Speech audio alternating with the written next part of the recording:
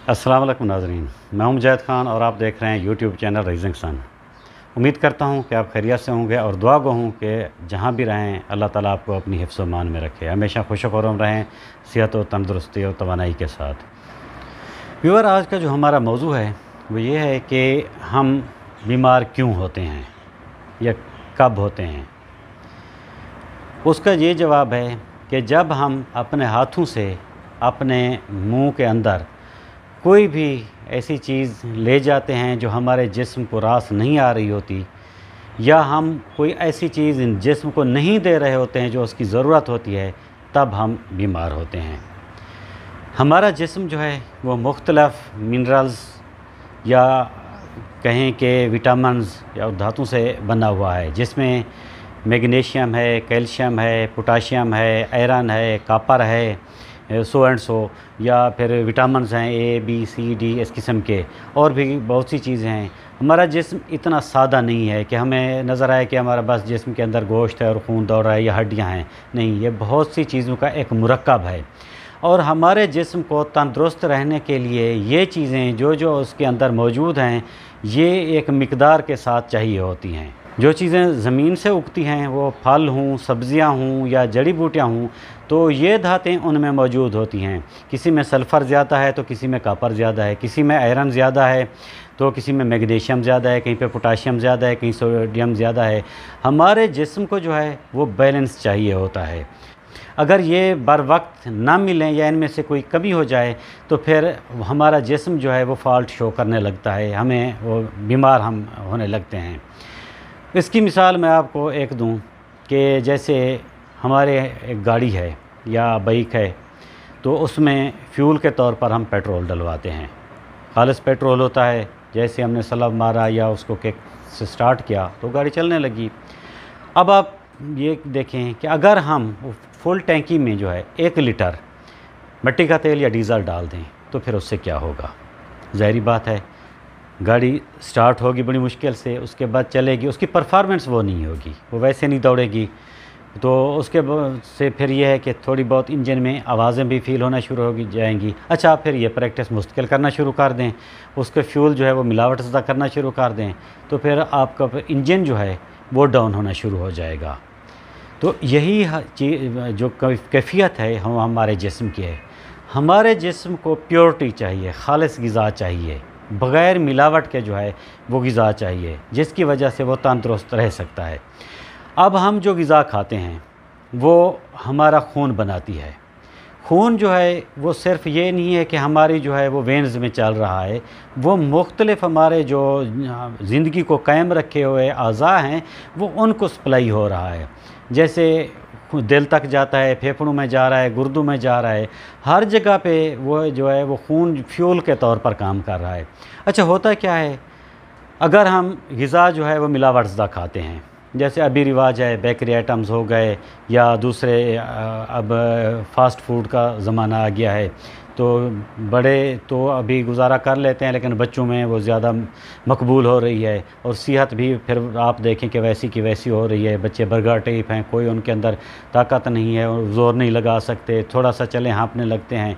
वजह क्या है, इस पे गौर करें। वजह ये है कि वो जो ग़िज़ा हम खा रहे होते हैं मैन मेड होती है, उसके अंदर वो प्योरिटी नहीं होती।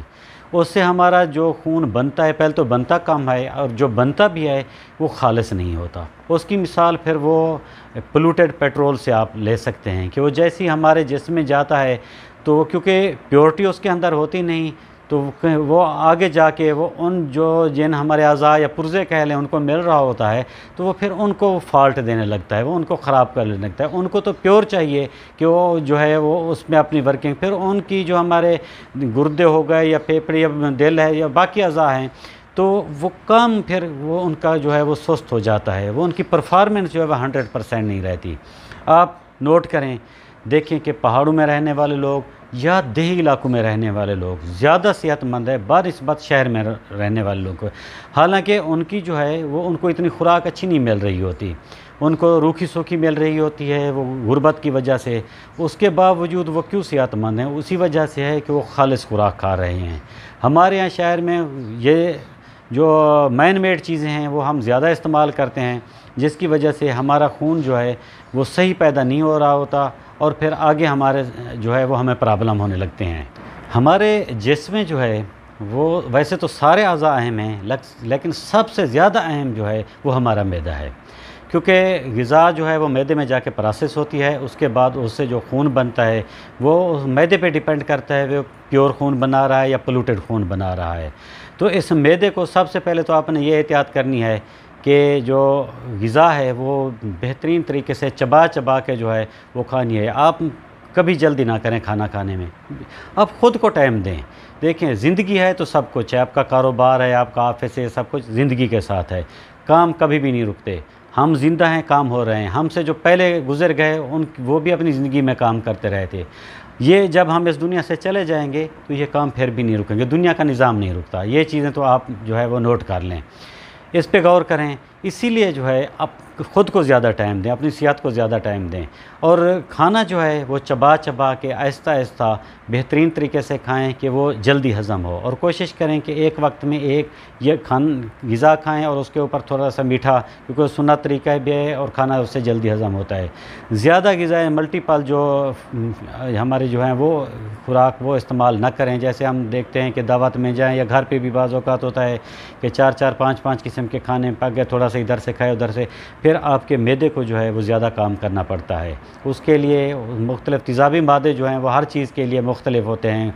घी, किसी ने घी को हज़म करना है, किसी ने चीनी को हज़म करना है, किसी ने जो गोश्त खाया उसको हज़म करना है। तो इससे जिस्म फिर बूढ़ा जल्दी हो जाता है।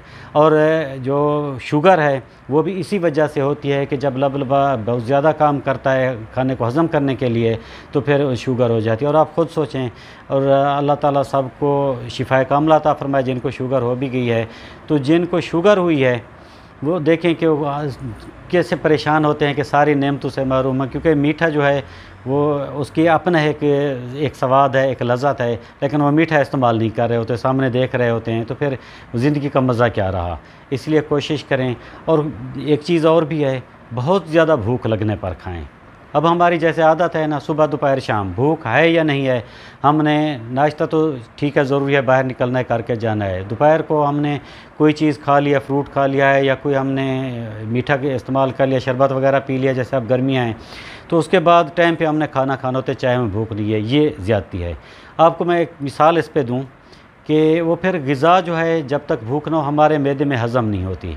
अब आटा हो, आप फ्रिज में ना रखें, उसे ऐसे ही रख दें, तो 12-14 घंटे गुज़रने के बाद उसमें से बू आने लगेगी, वो किसी काम का नहीं होगा, उसमें बैक्टीरिया आ जाएंगे। वही हिसाब सालन का है। अब सालन आपने अगर रखा है तो वो फ्रिज में नहीं रखें, बाहर रख दें, तो वो उसमें जो है गैस बन जाएगी, समय लाएगी।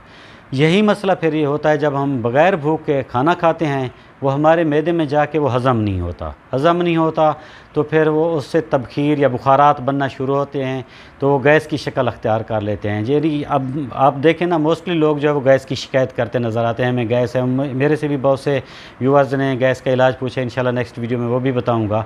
तो इसकी वजह होने की, इसके पैदा होने की सबसे बड़ी वजह यही है कि हम बग़ैर भूख लगे खाते हैं।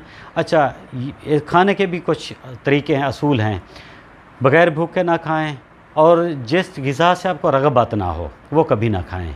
आपके सामने ग़िज़ा आ गई है, आपको अच्छी नहीं लगती, वो कभी भी आपके जुज़्व बदन नहीं बनेगी, कभी आपको हज़म नहीं होगी, उसको छोड़ दें। आप वही चीज़ खाएं जो आपको मरगूब है, और सख्त भूख लगने की सूरत में खाएं।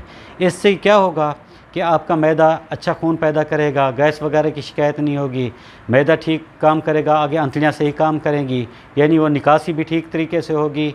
उसके बाद आपका खून खालिस होगा तो दिल को अच्छा खून मिलेगा, उसकी कंडीशन ठीक होगी, कभी दिल के दौरे का या वाल्व्स के बंद होने का मसला नहीं बनेगा।